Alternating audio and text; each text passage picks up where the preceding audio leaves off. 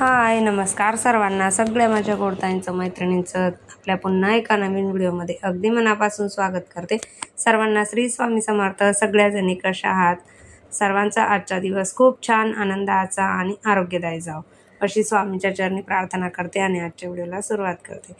तर आज म्हटलं मस्त असा आंब्याचा रस करूया, पण वेदू आणि सिद्धी यांची फरमाईश होती की मम्मा आंब्याचा रस नको करू, आम्हाला मँगो शेक बनवून दे म्हणून।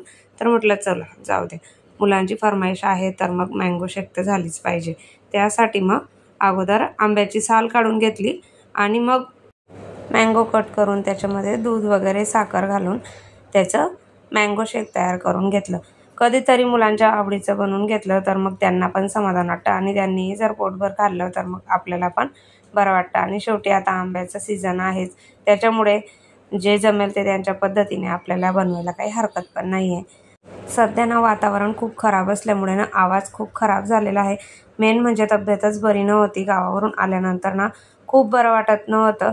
3 ते 4 दिवस खूप ताप वगैरे पण होता, त्याच्यामुळे मग हा जो व्हिडिओ होता तो आधीचा होता, म्हणजे 4 ते 5 दिवस अगोदरचा व्हिडिओ मी शूट करून ठेवलेला होता, परंतु तब्येत बरी नसल्यामुळे मला तो एडिट वगैरे काही करायला जमलं नाही आणि अपलोड पण करून माझ्याने झाला नाही। काहीच करावं असं वाटत नव्हतं, कारण तापामुळे खूप बरं वाटत नव्हतं। पण मग जसं तसं जे व्हिडिओ एडिटिंग केलेले होते ते सुद्धा करायचं मन होत नव्हतं।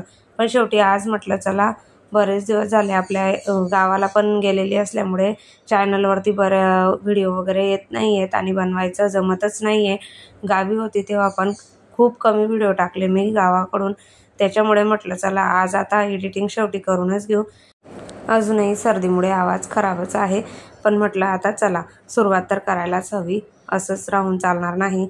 म्हणून चला तुमच्याशी बोलता बोलता माझी मँगो शेक तयार करून झाली आणि आता मला इथं बनवायची होती मुंगाची डाळ, कारण गावावरून आल्यानंतर भाज्या वगैरे घरामध्ये काहीच नव्हत्या। त्यासाठी म्हटलं चला आता मुंगाची डाळ बनवून घेऊया। तर सुरुवातीला अगोदर जिरे मोहरी लसूण याची फोडणी देऊन घेतली आणि बारीक कट करून घेतलेला कांदा घातलेला आहे। कढीपत्ता घालून हळद, लाल तिखट, साधी आपण जशी बनवतो तशी साधी आणि सिंपल पद्धतीने मुगाची डाळ मी इथे बनवून घेते। तर टोमॅटो वगैरे असला तर तुम्ही घालू शकतात, माझ्याकडे नव्हता म्हणून मी घातलेला नाही। सगळं व्यवस्थित एकजीव करून घेतलं आणि डाळ 2 ते 3 वेळा स्वच्छ पाण्याने मी चांगली इथे धुवून घेतलेली होती। त्यानंतर याच्यामध्ये धुतलेली मुगाची डाळ घातली, चांगलं व्यवस्थित असं मिक्स करून घेतलं। ही भाजी चवीला एकदम अप्रतिम होते, एकदा नक्की ट्राय करून बघा। तुमच्या साईडला बनवत नसतील तर आमच्या इकडे बनवतात। ही सुक्की खूप छान लागते, किंवा थोडीशी रस्सा जर नॉर्मल असला ना आणि कमी शिजवायची म्हणजे चवीला खूप छान लागते। चवीनुसार मीठ घातलेलं आहे याच्यामध्ये। आता पुन्हा एकदा व्यवस्थित असं मिक्स करून घेतलं। कोथिंबीर नसल्यामुळे मी याच्यामध्ये आता कसुरी मेथीच घातलेली आहे। तर कसुरी मेथी घातल्यानंतर 2-3 मिनटं भाजी चांगली उकडायला लागल्यानंतर कुकरचं झाकण लावून ही भाजी मी फक्त 1 ते 2 मिनटंच ही भाजी शिजवून घेणार आहे। जास्त शिजली की ती चांगली लागत नाही चवीला। कमी शिजलेलीच आमच्या घरामध्ये सगळ्यांना आवडते, ते ज्याच्या त्याच्या आवडीनुसार असो।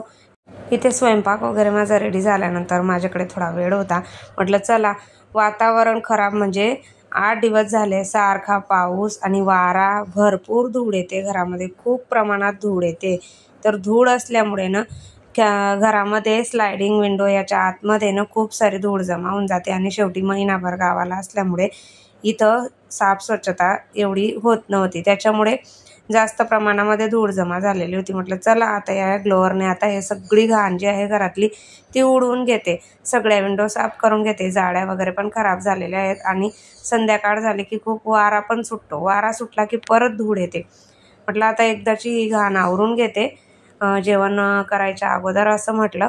तर आवरायला इथं घेतलेलं होतं। या ब्लोअरमुळे ना मला खूप मदत होते, पटापट माझं आवरून होतं आणि हे जे स्लायडिंग विंडोमधली जी घाण आहे ना सगळी निघून जाते याच्यामध्ये। मी तुम्हाला नंतर दाखवेलच, अशी व्हिडिओमध्ये ती दिसत नाही, पण ज्या वेळेला आपण घरामध्ये झाडू मारू ना त्यावेळेला मात्र संपूर्ण दिसते की किती धूळ त्याच्यामध्ये जमा झालेली असते आणि राहते। तर ती अशी जर आपण झाडूने वगैरे स्वच्छ करायला गेले तर निघत नाही, त्याच्यामुळे ह्या ब्लोअरमुळे मला खूप सोपं पडतं। हा माझा AC साठी रिपेअरिंगचा आहे, AC सर्व्हिसिंगचा ब्लोअर आहे, पण याच्याने हे स्लायडिंग विंडोचं काम म्हणा, घरातल्या कोपऱ्यांमधलं जर जिथे आपला झाडू वगैरे जात नसेल तर बेडच्या खाली, सोफ्याच्या खाली अशा प्रकारे जर आपण काढून घेतलं ना, बघा किती धूळ उडते. तर सगळी धूळ एका फटक्यात निघून जाते आणि पटापट मग सगळं घर स्वच्छ होऊन जातं. नंतर फक्त झाडू मारायचं काम राहतं. तुम्ही बघू शकतात किती सारी धूळ याच्यामध्ये होती किंवा जाडे वगैरे पण असतातच जमा झालेले स्लायडिंग विंडोमध्ये. तर ते अशा प्रकारे निघत नाही जर आपण झाडूने झाडून घेतलं तर याच्याने खूप छान मस्त निघून जातात, एकदम चकाचक होऊन जातात स्लायडिंग विंडो. तर इथे मी हॉलमधला सगळा पसारा अगोदर आवरून घेतला होता माझा. हॉलचं झाल्यानंतर मग मी किचनमधलं सगळं आवरून घेतलं. किचनमधल्या ज्या स्लायडिंग विंडो होत्या त्याच्यातली पण घाण धूळ वगैरे उडवून घेतली आणि वॉशिंग मशीनच्या खालून वगैरे सगळीकडून धूळ काढून घेतली. अगदी किचन ट्रॉलीच्या इथं जरी आपण ही धूळ ब्लोअरने काढून घेतली ना, तरी पण तिथे आतमध्ये पण धूळ जमा झालेली असते ना, ती पण चकाचक होऊन जाते. तरी ते सगळं असं मी व्यवस्थित स्वच्छ करून घेतलेलं होतं. किचन झाल्यानंतर मग बेडरूम राहिलेला होता.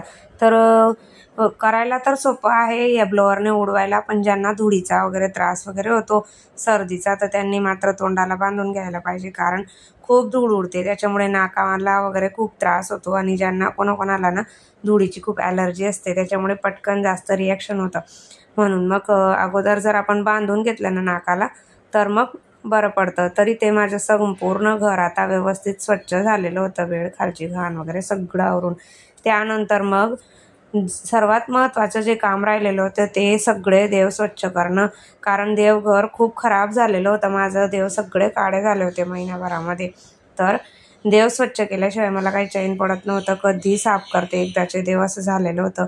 मग देव वगैरे स्वच्छ करून घेतले, मस्त लखलखीत झाले देव सगळे. आत्ता कुठे मनाला बरं वाटतंय देव वगैरे स्वच्छ झाल्यानंतर. त्यानंतर मात्र मग मी इतकी आजारी झाली तर दुपारपासून नंतर खूप मला बरं वाटत नव्हतं डायरेक्ट. तर 3 ते 4 दिवस मग मी काहीच शूट केलं नाही आणि काहीच नाही. तर शेवटी मग हे डायरेक्ट 4 ते 5 दिवसानंतरचा मी शूट करून घेतलेलं ते तुम्हाला दाखवते. की गावावरून मी साड्या वगैरे आणलेल्या होत्या, म्हटलं तुम्हाला दाखवते. मम्मीकडून आणलेल्या होत्या साड्या, तुम्हाला दाखवते म्हटलं, शेअर करते. की गावाकडे ना खूप छान साड्या भेटतात. खास करून इकडे मला जास्त साड्या मी घेत नाही आणि जास्त घातल्या पण जात नाही, त्याच्यामुळे घेत नाही. गावाला जर गेली त्याच वेळेला मी फक्त साड्या घेते. तर आणि तिकडे ना परवडतात पण. ही साडी ना खूप छान आहे, पार्टी वेअर आहे, म्हणजे नेटसारखी आहे आणि सगळी भरलेली आहे. आणि एवढी भरलेली साडी फक्त 500 रुपयाला होती गावाकडे. खूप छान साड्या होत्या, म्हणून मग मला खूप आवडली होती.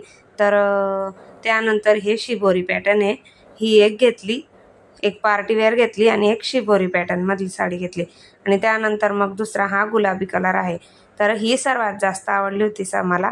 तर ही पण साडी तेवढ्यालाच आहे आणि ती शिबोरी पॅटर्न दाखवली ती पण तेवढ्यालाच आहे. गावाकडे ना साड्या खूप कमी किमतीमध्ये भेटून जातात. हीच साडी इकडे जर घ्यायला गेलो तर 700-800च्या खाली आपल्याला भेटणार नाही. आणि साध्या आणि सिंपल आहेत आणि मेन म्हणजे अगदी लाईट वेट आहेत. सगळ्या साड्या खूप हलक्या आहेत. तर त्याच्यामध्ये ना ब्लाऊज जे निघालं आहे ते सेमच निघाले आहे. बघेल मी असं वेलवेटमध्ये जे ब्लाऊज येतं ना रेडीमेडमध्ये तसं घेईल म्हटलं त्याच्यासोबत. खरं तर वाटलं होतं की त्याच्यामध्ये ग्रीन कलरचे ब्लाऊज असेल, त्यावेळेला बघितलं नाही, पण सेम निघालं पिंक. पण ते पण छान आहे. बघते जर रेडीमेड भेटलं तर मग रेडीमेड घेईल, नाही तर मग हे पण छान आहे. त्यानंतर तुम्हाला आधीच्या व्हिडिओमध्ये दाखवलेलंच होतं की डीमार्टला गेलेली होती किराणा वगैरे करण्यासाठी, तर तोच राहिलेला होता भरायचा. तर म्हटलं चला आता अगोदर ते पण भरून घेते. इथं वेदूसाठी टिफिन वगैरे घेतलेला होता. आता पुढच्या महिन्यात स्कूल ओपन होणार म्हटल्यावर अगोदरच तयारी करून घ्यायला पाहिजे. तर टिफिन घेऊन आलेली होती डीमार्टमधूनच आणि जो काही बाकीचा किराणा होता तो इथे आणलेला होता. तो मी याच्यामध्येच भरून घेते, म्हणजे काढायला मला सोपा पडतो. हे जे असे बॉक्स आहेत ना त्याच्यामध्येच मी किराणा वगैरे भरून ठेवते, किंवा सिद्धी आणि वेदून त्यांचं खाण्यापिण्याचं वगैरे जे काही असेल ना ते याच्यातच ठेवते. तर बॉटल आणल्या आहेत 2. फ्रीजमधलं पाणी तर आम्ही पित नाही, पण अशासाठी आणले कुठे जायचं वगैरे असलं ना तर मग आधीच्या बॉटल जुन्या झालेल्या होत्या, म्हटलं जास्त दिवस यूज करणं काही चांगलं नाही आहे, म्हणून मग नवीन घेऊन येते. तर 2च घेऊन आली. डीमार्टमध्ये जर आपण किराणा वगैरेचं सामान आणायला जायचं म्हटलं तर आपलं किराणाऐवजी आपलं एक्स्ट्राचं सामानच भरपूर होऊन जातं. नको त्या वस्तू आपण तिथं बघून घेतच सुटतो आणि मोह काही आवरत नाही वस्तू घेण्याचा. जे दिसलं ते आपण घेत जातो आणि ज्या वेळेला आपण बिल करतो त्यावेळेला मात्र आपल्याला कळतं की अरे आपण एक्स्ट्राचं सामान भरपूर घेऊन टाकलं. असं तुमच्यासोबत पण होतं का? मला कमेंट करून नक्की सांगा. आणि सोबतच तुम्हाला व्हिडिओ आवडला असेल तर नेहमीप्रमाणे व्हिडिओला लाईक करा, शेअर करा आणि तुम्ही जर आपला व्हिडिओ पहिल्यांदा बघत असाल तर प्लीज आपल्या चॅनलला सबस्क्राईब करा आणि आपले असेच नवनवीन व्हिडिओ बघत राहा. भेटूया पुन्हा आपल्या अशाच नवीन एका व्हिडिओसह. तोपर्यंत सर्वांना बाय आणि श्री स्वामी समर्थ.